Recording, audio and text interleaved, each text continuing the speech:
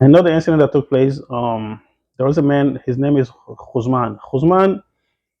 We said that when the Muslims were moving, to Uhud, there were about thousand people.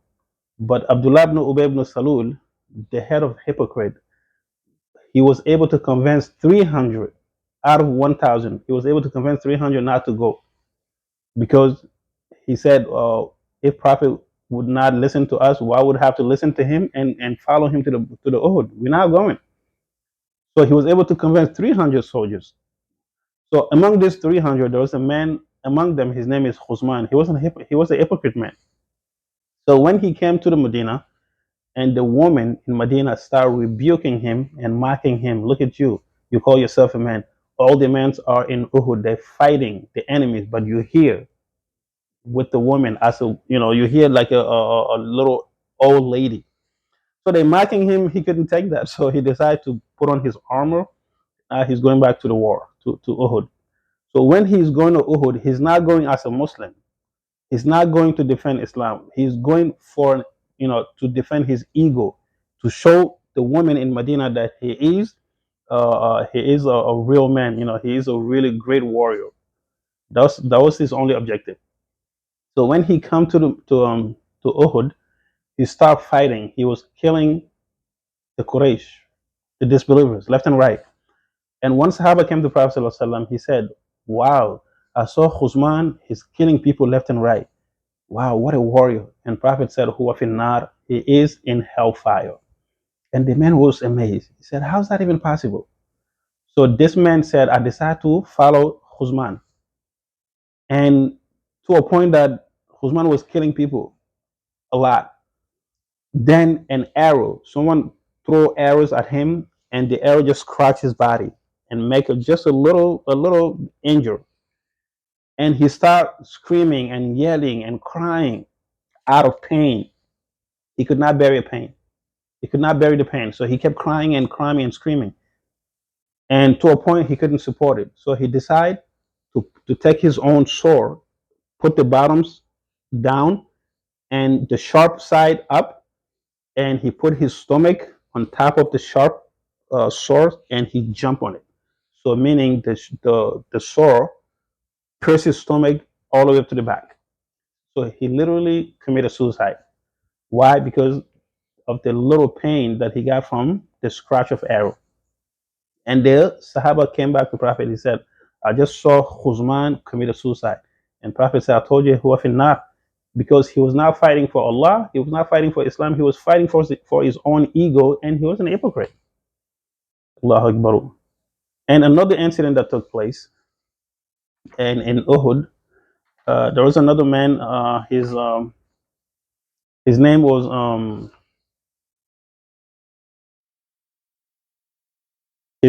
Amr ibn Sabit al Usayrim. Amr ibn Sabit al Usayrim. He was from Medina.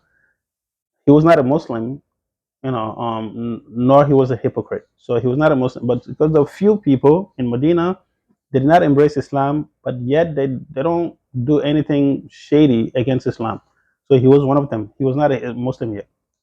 So when he wake up in the morning, the street of Medina was completely empty. So every time he asked someone, "Where is such person? Where is such person?" He asked about where is Muaz ibn Sa'd ibn Muaz. They said Sa'd ibn Muaz is in Uhud.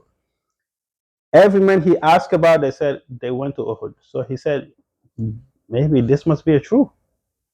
Let me just go ahead and maybe join them.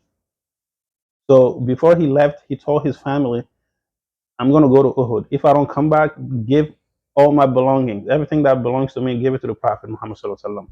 So he went to Uhud. And when the Muslims saw him coming, they said, "What are you doing here? You're not a Muslim." He said, "Yeah, I'm here to embrace Islam." He took his Shahada. He entered the fight and he started fighting. He killed some people, but eventually he got killed. And he became a Shaheed. And they came and told Prophet ﷺ that Usayrim was killed. And Prophet said, "Amila qalil wa ajruhu kathir." He worked only a little bit, but his reward is among us. Meaning, he only participated in this fight even one rak'ah. He didn't even do one sujud, one sajda. He didn't even pray one single rak'ah. He didn't fast one day, but yet he entered Jannah. Why? Because when he entered Islam, it was after Fajr, because the Uhud fight start after Fajr. So that's when he embraced Islam. It was after Fajr because Fajr was already passed. But when he was killed, the Zuhur time didn't come yet. So meaning he embraced Islam between Fajr and Zuhur, and he was killed between Fajr and Zuhur. He didn't get a chance to pray. So he was the one who didn't pray but yet went to Jannah. So if someone would say, oh, well, so you could go to Jannah without even praying. No. If you refuse to pray and just say, oh yeah, I could be a Muslim without praying, you go straight to hellfire because you're not a believer. Simple as that. This man didn't get a chance to witness any prayer time. That's why he didn't pray.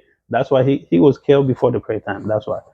So, and Abu Huraira would quiz his student, who was the Sahaba that didn't pray one rakah, but yet he went to Jannah. That was Amr ibn Sabit al Usayrim. Another incident, finally, we're going to just conclude with this one, was his name was Mukhayriq. Mukhayriq was a Yahud. He was a Jew man, Jewish man. So, and he participated in Uhud. Why? Because there was a covenant, that the Jewish people took with the Prophet ﷺ when he first come to Medina. We talked about that. So there was a treaty that Prophet ﷺ signed with the Yahud. If an outside enemies would come to Medina, we all would join force together and fight the outside enemy. And they agree upon that. But now in Uhud, the Quraysh are coming from outside and attacking Muslims, and this Yahud refused to participate in the battle. Allahu Akbar. So this man, Mukhayriq, he said to his people, he said, what is wrong with you? You took an oath that you would defend one another if an enemy come from the outside. How come Muhammad and his people are fighting the enemy and you guys are sitting here? What is wrong with your oath? What happened to you? And they said, just get out of here. We're not going to go, help this guy.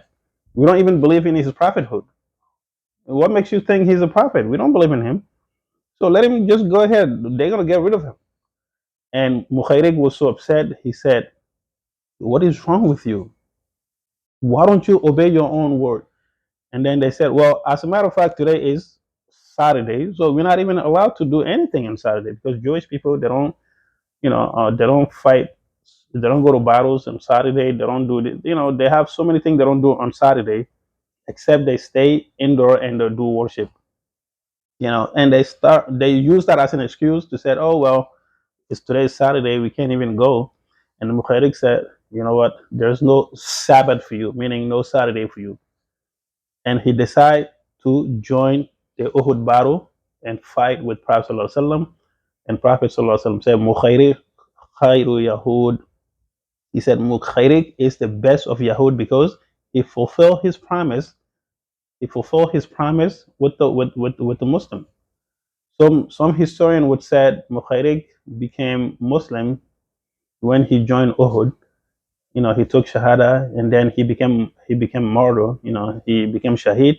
Some historians said no, no, no, no, no. He did not become Muslim when he joined Uhud.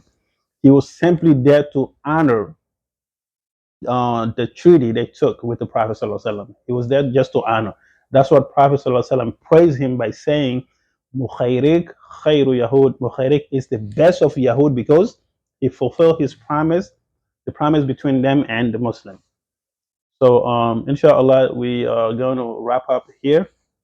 And in our next video, we're going to talk about um, what happened to Prophet ﷺ. Prophet ﷺ got injured 2 or 3 times, according to different narration. But inshallah, we're going to elaborate on all that.